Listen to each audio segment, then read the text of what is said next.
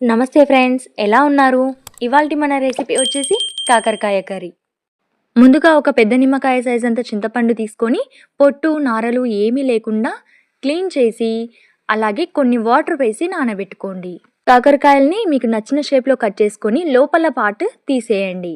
ఇలా కట్ చేసి పెట్టిన కాకరకాయ ముక్కలోకి కొద్దిగా సాల్ట్, కొద్దిగా పసుపు యాడ్ చేసి కలిపి మూత పెట్టి ఒక 10-15 నిమిషాలు పక్కన పెట్టండి. ఒక 20 నిమిషాల తర్వాత చూపిస్తున్నాను. కాకరకాయల్ని ఇలా పిండి తీసుకుంటే కాకరకాయలోని వాటర్ అన్నీ వెళ్ళిపోతాయి. ఆ తర్వాత ఫ్రెష్ వాటర్లో ఈ కాకరకాయ ముక్కల్ని కడిగి తీసుకుంటున్నాను. మనం ముందుగా నానబెట్టుకున్న చింతపండు మిక్సీ జార్లోకి వేసుకుంటున్నాను. ఈ మిక్సీలోకి కొద్దిగా ధనియాల పొడి, కొద్దిగా పసుపు, ఈ టేస్ట్కి తగ్గట్టు సాల్ట్, అలాగే 2 టీ స్పూన్ల కారం. ఈ కర్రీలోకి మెయిన్ ఇంగ్రీడియంట్ వచ్చేసి నువ్వుల పొడి, అలాగే కొద్దిగా కుడక పొడి, 4-5 వెల్లుల్లి రెమ్మలు వేసి అవసరానికి తగ్గట్టు వాటర్ వేస్తూ ఫైన్ పేస్ట్లా మిక్సీ పట్టుకోవాలి. ఇప్పుడు స్టవ్ వెలిగించి ఒక బాండి తీసుకుంటున్నాను. ఈ కర్రీలోకి కొద్దిగా ఆయిల్ ఎక్కువనే పడుతుంది.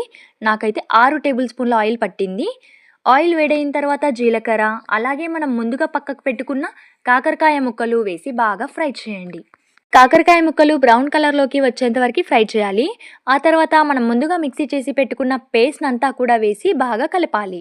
10 నిమిషాలు లో ఫ్లేమ్లో ఉడికించి కొత్తిమీరతో గార్నిష్ చేసుకుంటే సరి.